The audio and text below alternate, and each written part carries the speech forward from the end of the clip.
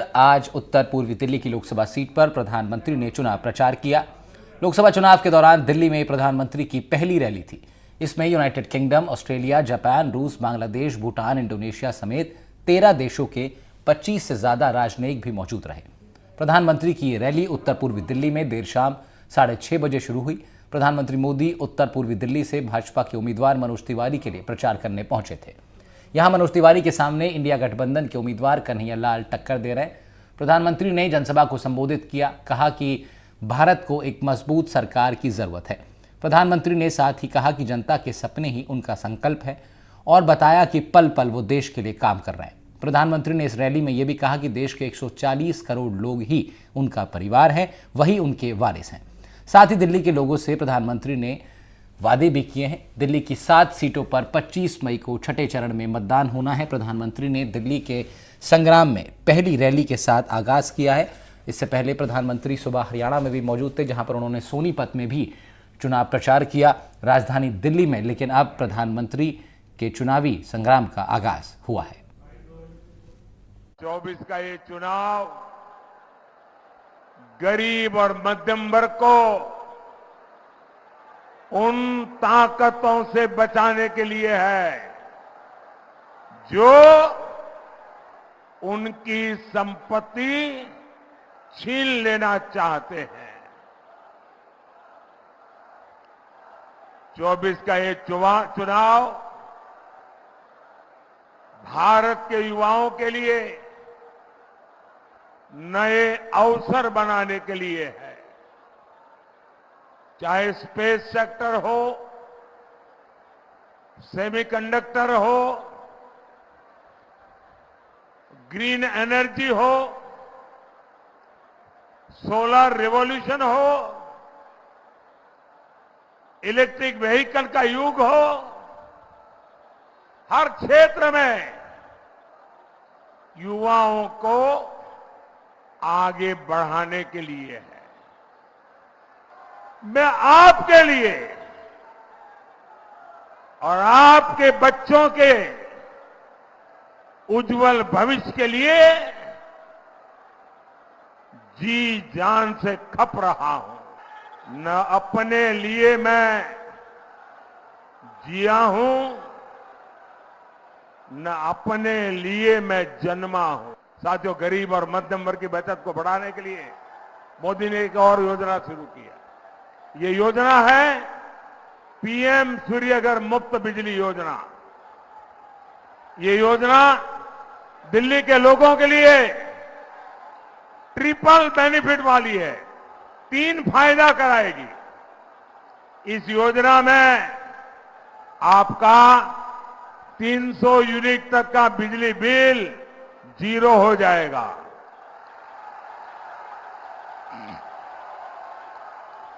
बिजली बिल 0। और इसके लिए भारत सरकार 75,000 रुपीज, 75,000 रुपये तक की मदद देगी। और ये ऑनलाइन रजिस्ट्रेशन चालू हो चुका है। इस 75,000 रुपये से अपने घरों पर सोलर पैनल लगाएं, घर में जो इस्तेमाल करने की बिजली की जरूरत है उपयोग कीजिए, और जो अतिरिक्त बिजली होगी वो सरकार खरीदेगी, उससे आपको कमाई होगी। 24 का ये चुनाव गरीब और मध्यम वर्ग को उन ताकतों से बचाने के लिए है जो उनकी संपत्ति छीन लेना चाहते हैं। 24 का ये चुनाव भारत के युवाओं के लिए नए अवसर बनाने के लिए है। चाहे स्पेस सेक्टर हो, सेमीकंडक्टर हो, ग्रीन एनर्जी हो, सोलर रिवॉल्यूशन हो, इलेक्ट्रिक व्हीकल का युग हो, हर क्षेत्र में युवाओं को आगे बढ़ाने के लिए है।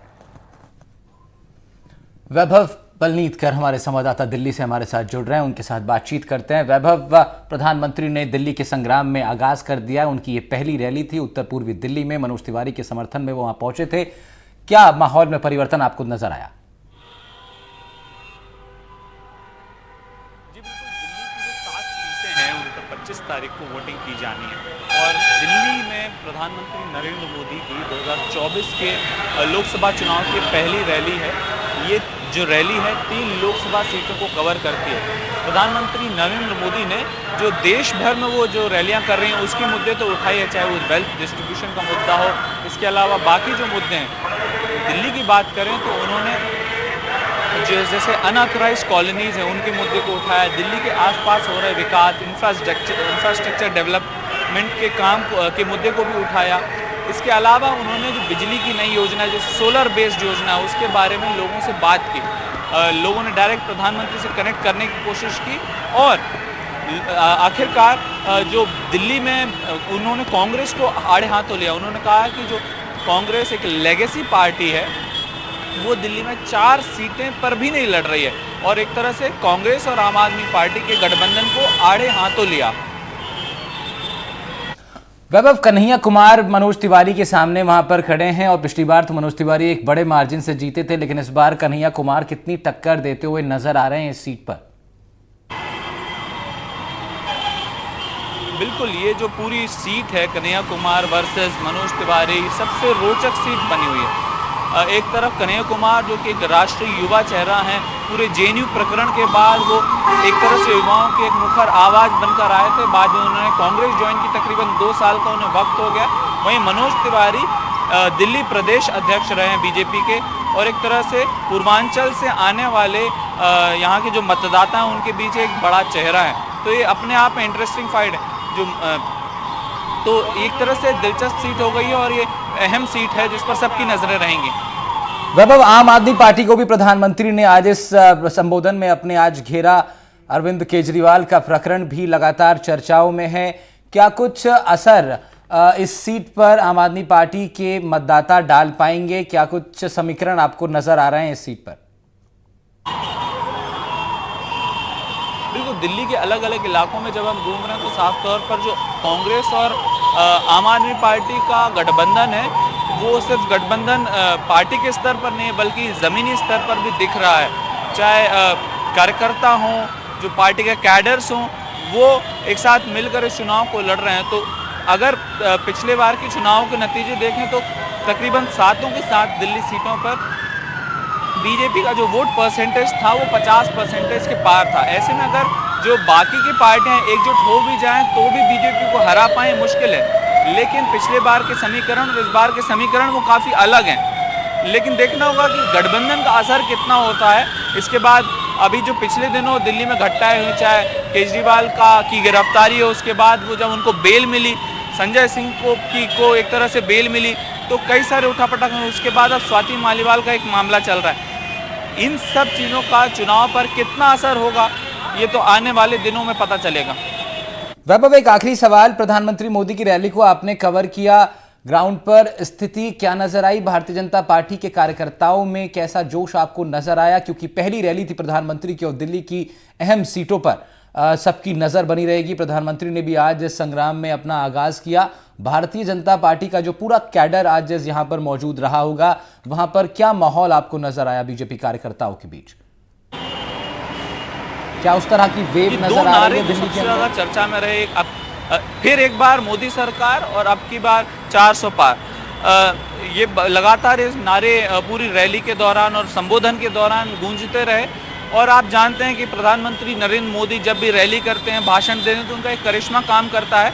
जब वो संबोधन करते हैं तो जनता भाषण सुने या ना सुने, लेकिन मोदी की जो गूंज है वो बीच बीच में होते रहती है और ये साफ तौर पर उनका पब्लिक से कनेक्ट दिखाता है। भाषण में बीच में 1-2 मौके ऐसे भी आए जब वो सीधे किसी अपने दर्शक या जनता के बीच किसी को चिन्हित कर बात करते हैं और एक तरह से एक डायरेक्ट कनेक्ट करने की कोशिश करते हैं।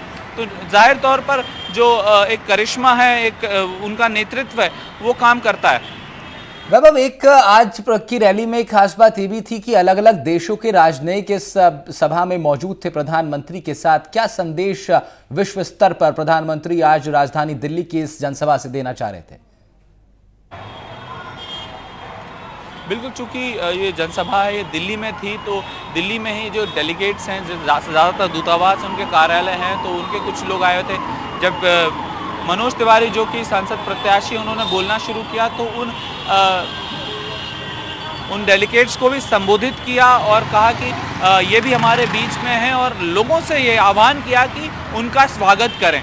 तो एक तरह से उनकी मौजूदगी भी इस रैली में खास रही। ठीक है वैभव, बहुत बहुत शुक्रिया आपका तमाम जानकारी के लिए। वैभव पलनीतकर हमारे संवाददाता दिल्ली से रिपोर्ट कर रहे थे। प्रधानमंत्री की राजधानी दिल्ली में हुई पहली, इस बार 2024 के संग्राम की पहली रैली को लेकर के।